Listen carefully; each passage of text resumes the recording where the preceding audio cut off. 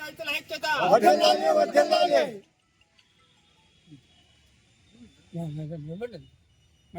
తడిసిన మొలకెత్తిన ధాన్యాన్ని ప్రభుత్వం నిబంధనలు సడలించి ధాన్యం కొనుగోలు చేయాలి. తడిసిన మొలకెత్తిన రంగుమైన ధాన్యాన్ని ప్రభుత్వం కొనుగోలు చేయాలి. అపరాలు పాడైపోయిన అపరాలకు నష్టపరిహారం చెల్లించాలి.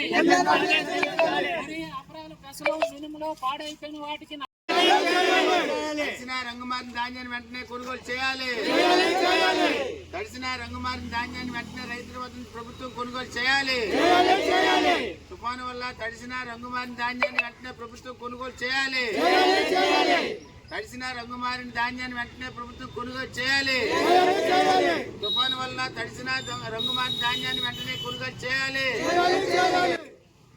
అపరాలపై నష్టపరిహారం చెల్లించాలి. రైతులకు నష్టపరిహారం చెల్లించాలి. రైతులను ఆదుకోవాలి. కొనుగోలు చేయాలి. తడిసిన ధాన్యాన్ని కొనుగోలు చేయాలి. కష్టకాలంలో ఉన్న రైతుని, కష్టకాలంలో ఉన్నటువంటి రైతుని, కష్టకాలంలో ఉన్నటువంటి దేశానికి తిండి పెట్టిన రైతుని, వరి అపరాలను నష్టపోయిన వాటికి నష్టపరిహారం ఇవ్వాలి. రైతులకు వరి అపరాలు నష్టపోయిన వారికి నష్టపరిహారం ఇవ్వాలి. తడిసిన ధాన్యాన్ని కొనుగోలు చేయాలి. మొలకెత్తిన ధాన్యాన్ని కొనుగోలు చేయాలి. తడిసిన రంగుమారిన ధాన్యాన్ని వెంటనే కొనుగోలు చేయాలి. తుఫాను వల్ల తడిసిన రంగుమారిన అపరాలని ధాన్యాన్ని ప్రభుత్వం వెంటనే కొనుగోలు చేయాలి. తుఫాను వల్ల రంగుమారిన ధాన్యాన్ని 42 కేజీలు ఇవ్వాలని చెప్పేసి అంటే కింటాల దగ్గర 5 కేజీలు, 100 కేజీలు ధాన్యం అయితే 105 కేజీలు 5 కేజీలు ధాన్యం ఎక్స్ట్రా తీసుకుంటుంది. కాబట్టి 5 కేజీలకి సుమారు 110 రూపాయల వరకు అంతవరకు. కొంతమందికి ఇక్కడ ప్రాంతం వాళ్ళకి రామరావు అలాగే ప్రసాదరావు గారు మనోళ్ళు అందరూ తెలిసింది, నేను తెలియదు.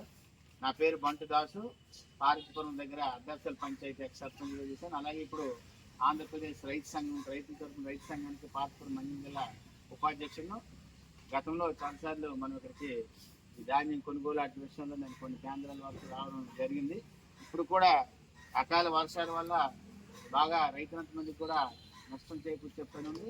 ఎందుకంటే పంట పొలాలన్నింటిలో కూడా చేలన్నీ కూడా ఎక్కడ ఉండిపోయి ఇప్పుడు ఈ భారీ తుఫాను వల్ల కంటిన్యూగా 3-4 రోజులు బట్టి ఇప్పుడు పడ్డం, అలాగే కోత టైంలో కొంత వర్షం పడ్డం కొంత ధాన్యానికి ఇబ్బంది అవుతుంది. ఆ రకంగా ఇబ్బంది అయిన ధాన్యాన్ని వెంటనే ప్రభుత్వం ఏవైతే నిబంధనలు ఉన్నాయో ఆ నిబంధనలు సడలించి కొనుగోలు చేయాలని చెప్పి కూడా మన రైతు సంఘంగా మన రైతు తరఫున రిప్రజెంట్ చేస్తున్నాం. అలాగే అపరాలు ఏవైతే ఉన్నాయో అపరాలకు కూడా ఈరోజు నష్టం జరిగే పరిస్థితి ఉంది. కాబట్టి అటువంటి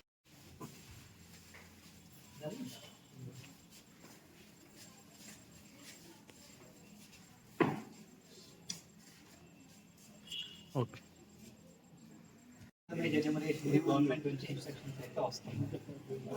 గవర్నమెంట్ ఆ డెసిషన్ తీసుకుంది, మాకు ఇన్స్ట్రక్షన్స్ ఇవ్వగానే ఇన్వెస్టిగేషన్ అయితే చేస్తాము. మనకి రైతులు పెట్టుబడి అది ఎక్కడ మాట్లాడినాను. రైతులు పెట్టుబడి టైం అయిపోయింది. ఇప్పుడు పాపులర్గా అనుకోలేస్తుంది.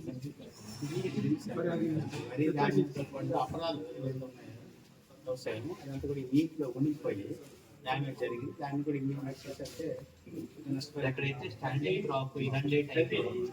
నా పేరు కండ ప్రసాదరావు, అభ్యుదయ రైతును, జిల్లా సమన్వయ కమిటీ మెంబర్ని కూడా ఉన్నాం, పార్టీపురం మండ్యం జిల్లా.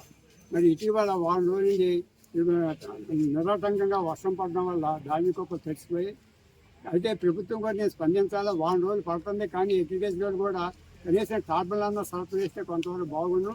అయితే చెప్పారు టార్బన్లన్నా వచ్చేవి, రైతుకి ఎవరైనా కావాలంటే 640 రూపాయలు డిపాజిట్ కట్టి టార్బన్ తీసుకెళ్ళమన్నారు అని సమాచారం ఇచ్చారు. కానీ ఆ విధానం అక్కడ కొనసాగలేదు. నేను వెళ్ళాను, వాళ్ళని అడిగాను, అడిగితే మేము కొత్త వాళ్ళకి ఇచ్చేస్తామని అని అన్నారు వాళ్ళు ఎడ్యుకేషన్.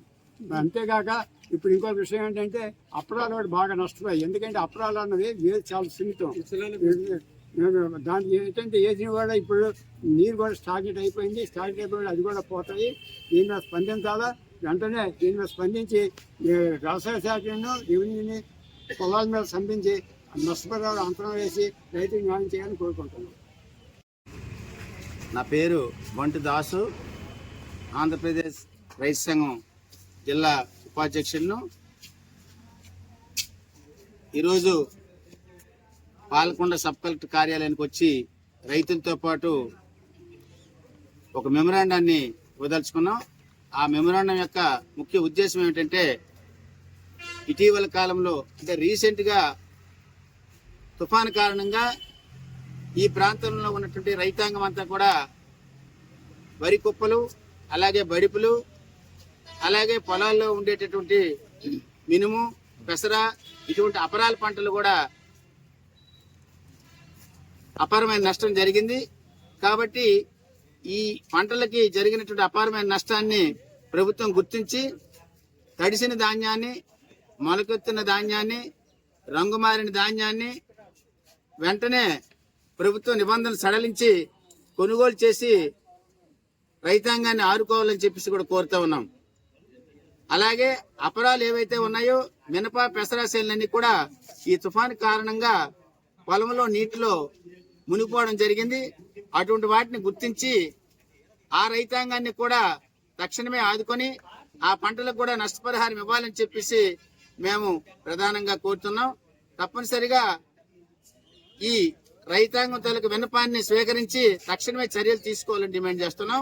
అలాగే ఈ తడిసిన రంగుమారిన ధాన్యంతో పాటు మంచి ధాన్యాన్ని కూడా ఈ ప్రాంతంలో ఉన్నటువంటి మిల్లర్లు అంతమంది కూడా ప్రభుత్వము 40 కేజీల నిబంధనలు ఉంటే వీళ్ళు 42 కేజీల వరకు తీసుకోవడం జరుగుతుంది.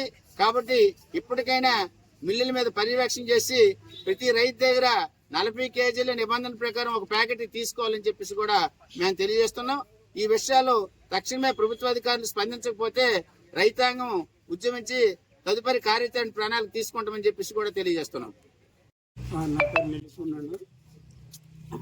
రైతు నేను గతంలోనే రైతు సంఘాలు పెట్టాము. అనేక పోరాటాలు నడిపితే జేసీ అక్క గారు కూడా ధాన్యం కొనడానికి ఈ మరకలు, రంగు మార్పిడి ఇలాంటివి ఉండేటప్పుడు రంగాచలం గారు ఆర్డీఓ కొనేటప్పుడు కొంత ఇబ్బంది పెట్టారు.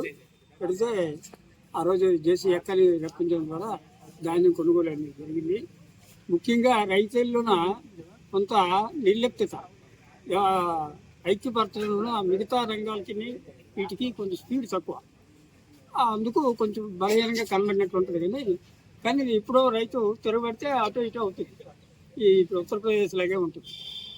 అయితే ఈ అసలు విషయం ఏంటంటే, రైతుల్ని చంద్రబాబు నాయుడు ఎమ్మెల్యేగా ఉండకముందేమో రైతాంగం ఓవులో తడుచుకోవడం, అనేక పంటలేమో నేలపాలు కావడం ఇవన్నీ చూసి విచారించారు.